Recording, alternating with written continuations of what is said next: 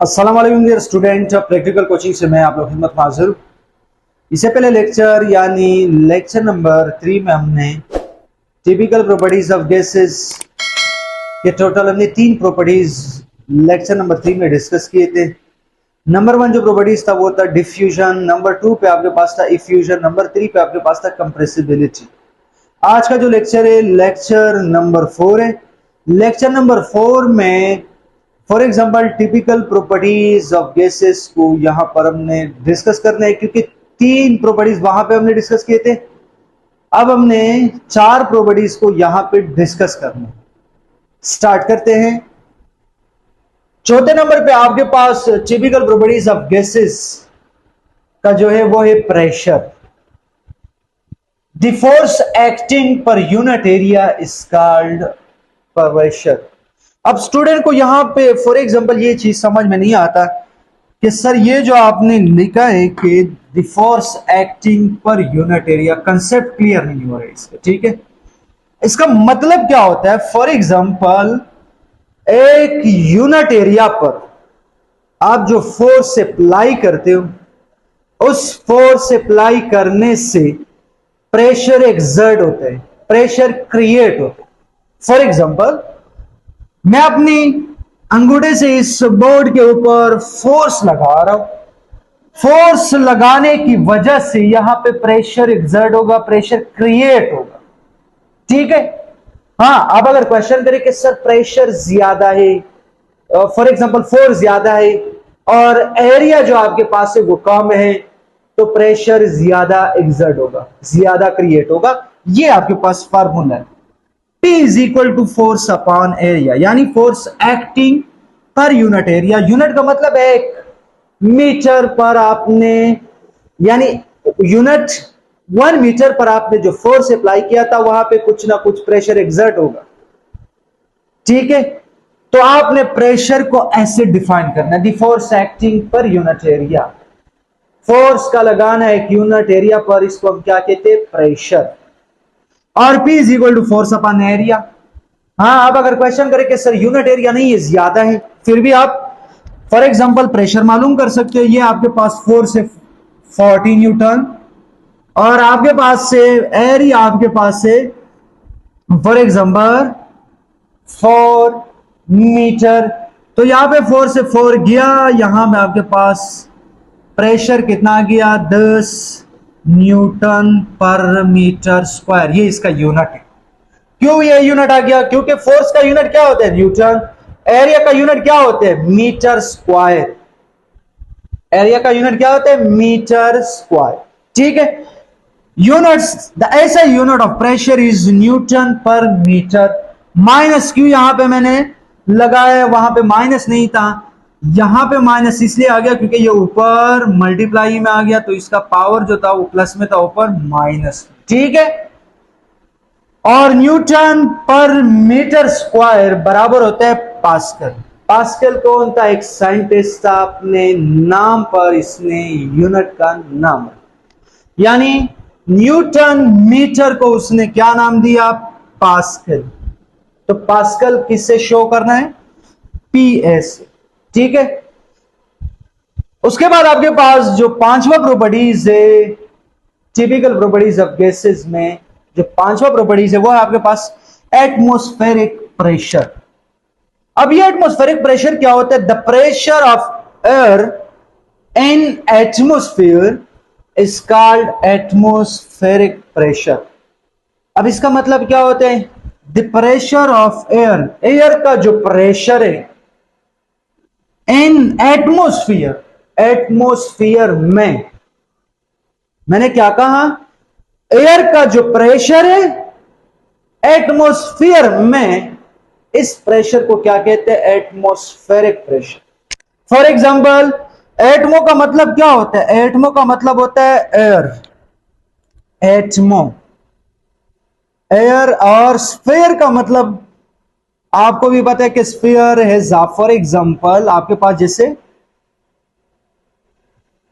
बाल होता है, ठीक है, ये इस तरीके से, ये जो आपके पास है एक्सफियर हमने बनाया है। ठीक है, ये अर्थ है, अर्थ के अराउंड एक दूसरा स्फीयर एक लेयर की फॉर्म में ये एग्जिस्ट करता है। ये जो आपके पास डिफरेंट गैसेस के जो लेयर है, इस लेयर को हम क्या कहते हैं? एटमॉस्फेयर।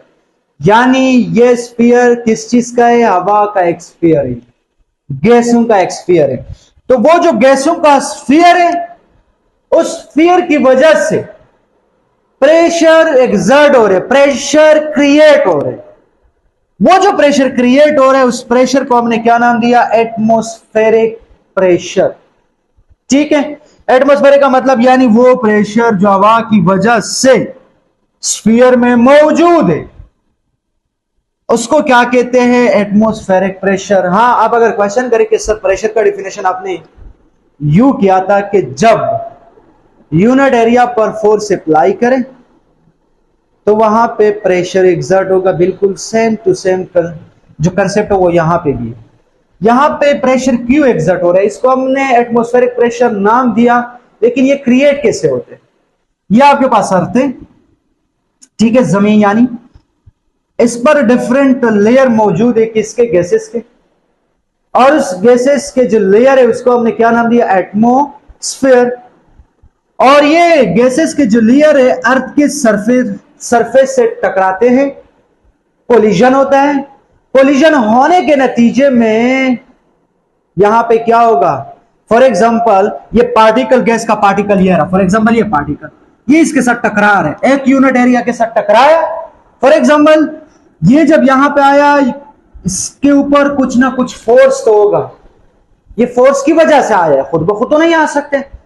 इसने इसके ऊपर फोर्स अप्लाई किया, ये इसने अपना फोर्स इसमें अर्थ का जो सरफेस है इसके साथ फॉर एग्जांपल कोलिजन हो गया, टकराया। यूनिट एरिया पर इसने फोर्स अप्लाई किया। मैं एक पार्टिकल के भी फॉर एग्जांपल बात कर रहा हूं, ठीक है। तो इस पार्टिकल ने जब इस अर्थ सरफेस पर स्ट्राइक हुआ, कोलिजन हुआ, यानी इस पार्टिकल ने इस अर्थ सरफेस पर फोर्स अप्लाई किया। फोर्स अप्लाई करने की वजह से यूनिट एरिया पर जब आप फोर्स अप्लाई करते हो तो क्या चीज एक्सर्ट होगा? प्रेशर। लेकिन यहां पे एटमॉस्फेयर में हो रहा है ये प्रेशर, ये कहां पे क्रिएट हो रहा है? एटमॉस्फेयर में। तो इसलिए इसको हमने क्या नाम दिया? Atmospheric pressure. ठीक है, the atmospheric pressure at sea level is 180 M. Sea level पर, समुद्री लेवल पर ये जो प्रेशर है वो 180 एम है। एटमॉस्फेरिक प्रेशर यानी उसका जो यूनिट है वो 180 है। 80 एम का मतलब एटमॉस्फेरिक प्रेशर। ठीक है, 180 एम बराबर होता है 760 mm ऑफ एच जी, ये दूसरा यूनिट है। और 760 टॉर भी लिख सकते हो, तीसरा यूनिट। ये एमसीक्यूज में पूछ सकते हो। 180 एम बराबर होता है 101325 पास्कल के। ये कोई भी आपसे क्वेश्चन पूछ सकता है, एमसीक्यूज में भी कई दफा ये एमसीक्यूज आया कि 180 एम कितने टॉर के बराबर होते, तो आपने 760 टॉर के बराबर। कितने mm ऑफ एच जी, ये भी प्रेशर का यूनिट से, ठीक है, ये भी प्रेशर का यूनिट है, तो ये भी 760। और इस तरीके से 180 एम कितने पास्कल के बराबर होते हैं? तो 101325 पास्कल के बराबर होता है। ठीक है, ये आपने एमसीक्यूज के लिए याद करना। उम्मीद है कि एटमॉस्फेरिक प्रेशर समझ में आया होगा। मैंने क्या कहा कि ये जो गैस की लेयर है, ये जो गैस के पार्टिकल है, या ये जो एयर के पार्टिकल है, ये अर्थ की सरफेस के साथ इसका कोलिजन होता है। कोलिजन होने के नतीजे में यहाँ पे प्रेशर क्या होगा? क्रिएट होगा। वो जो प्रेशर क्रिएट हो रहे हैं कहां पे क्रिएट हो रहा है? एटमॉस्फेयर में। इसलिए इसको हमने नाम दिया एटमॉस्फेरिक प्रेशर। एटमॉस्फेयर में प्रेशर क्रिएट हो रहे हैं और नाम भी क्या दिया? Atmospheric pressure. उम्मीद है कि एटमॉस्फेरिक प्रेशर समझ में आया होगा। अब हम मूव करते हैं मोबिलिटी। आपके पास जो छठा प्रॉपर्टीज है, the ability to move freely is known as mobility.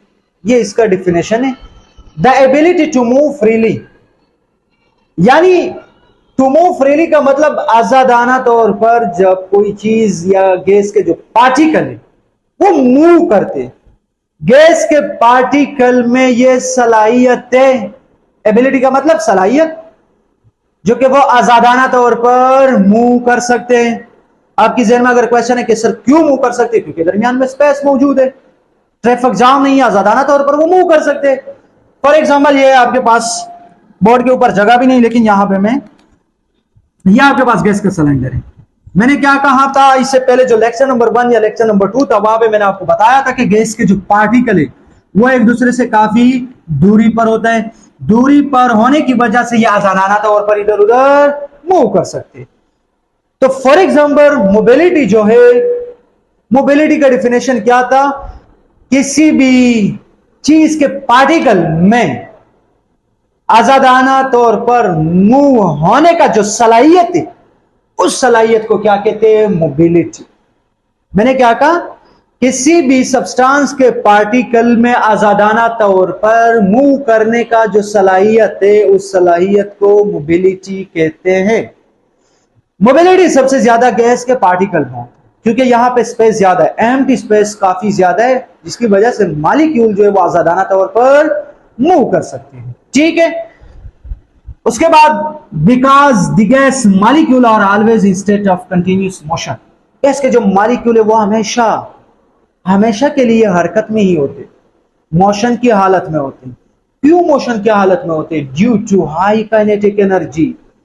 Gas के मॉलिक्यूलों के पास काइनेटिक एनर्जी हाई होता है, जिसकी वजह से वो फॉर एग्जाम्पल हमेशा के लिए हरकत करते हैं। और मोशन कौन सा होता है? रैंडम मोशन या जिगजैग मोशन भी कह सकते हो। ठीक है। उम्मीद है कि छठा प्रॉपर्टीज भी समझ में आया होगा। अब हम मूव करते हैं properties number 7, density. The degree of closeness of a molecule is called density. Molecule के दरमियान क्लोजनेस, करीब होने का जो डिग्री है, फॉर एग्जाम्पल मॉलिक्यूल जितने करीब होंगे उसका डेंसिटी भी ज्यादा होगा। फॉर एग्जाम्पल ये गैस के मॉलिक्यूल है, ये दूरी पर है, ये सॉलिड के मॉलिक्यूल है, काफी करीब करीब है, तो सॉलिड का डेंसिटी क्यों ज्यादा होता है? क्योंकि वहां पे दरमियान में एम्प्टी स्पेस नहीं है। ठीक है। गैस का जो डेंसिटी वो कम क्यों होता है? क्योंकि उनके दरमियान काफी ज्यादा एम्प्टी स्पेस मौजूद है। द डिग्री ऑफ क्लोजनेस, करीब होने का जो डिग्री है मॉलिक्यूलों के दरमियान, उसको क्या कहते हैं? डेंसिटी। या डिफिनेशन ऐसे भी कर सकते हैं, the mass per unit volume is known as density. मर्जी है, दोनों डिफिनेशन में से एक डिफिनेशन कर सकते हो। ठीक है। D is equal to M upon V. D को रो से भी शो कर सकते हो। ठीक है। डी यानी फॉर एग्जांपल डेंसिटी को हम रो से भी शो करते हैं। Rho is equal to M upon V. Unit क्या होगा? केजी पर मीटर क्यूब। लेकिन केमिस्ट्री के मुताबिक हम जब एक्सपेरिमेंट करते तो वहां पे आपने किसी भी चीज का अगर मास लेना है वो किलोग्राम है तो हम नहीं ले सकते, तो वहां पे उसका यूनिट है, यहां पे मैंने यूनिट लिखा है किलोग्राम पर डीएम क्यूब, या एम क्यूब भी कह सकते हो। डीएम क्यूब का मतलब एम क्यूब। ठीक है। लेकिन केमिस्ट्री में ये हम फिजिक्स में इसको हम यूज कर सकते हैं। केमिस्ट्री में आपने यूज करने ग्राम पर सीएम क्यूब, क्योंकि वहां पे आपने वॉल्यूम भी कम लेना है और मास जो है वो भी कम लेना है। ठीक है। तो ये था आज का लेक्चर, लेक्चर नंबर 4। उम्मीद है आज का लेक्चर समझ में आया होगा। लेक्चर समझ आने की सूरत में आपने हमारे यूट्यूब चैनल को सब्सक्राइब करना है, शेयर भी करना है, लाइक भी करना है, क्योंकि हम आपको मोटिवेट करने के लिए लेक्चर अपलोड करते हैं और साथ ही पूरा आपके पास जो नोट्स है वो नहीं होते, वो बोर्ड के ऊपर मैं कोशिश करता हूं कि एक एक वर्ड जो है वो आसान इजी अल्फाज में आपके लिए बोर्ड के ऊपर नोट डाउन कर दूं, ताकि एग्जाम के लिए फॉर एग्जांपल आपके लिए कुछ मसला क्रिएट ना हो। तो हम आपको मोटिवेट करने के लिए क्या करते हैं? लेक्चर अपलोड करते हैं और साथ ही बोर्ड पर नोट्स जो है वो भी प्रिपेयर करते हैं। आप हमें मोटिवेट कर सकते हो। आपने हमें कैसे मोटिवेट करना है? आपने हमारे YouTube चैनल को लाइक करना है, शेयर करना है, सब्सक्राइब करना है और दोस्तों के साथ आपने इसको लाजमी शेयर करना। आप अगर लाइक करें, शेयर करें, सब्सक्राइब करें तो हमारा जो मोटिवेशन है उसमें आप इजाफा कर सकते हो और हमें मजबूर कर सकते हो कि हम और लेक्चर भी अपने चैनल पर अपलोड करें। ओके, अल्लाह हाफिज।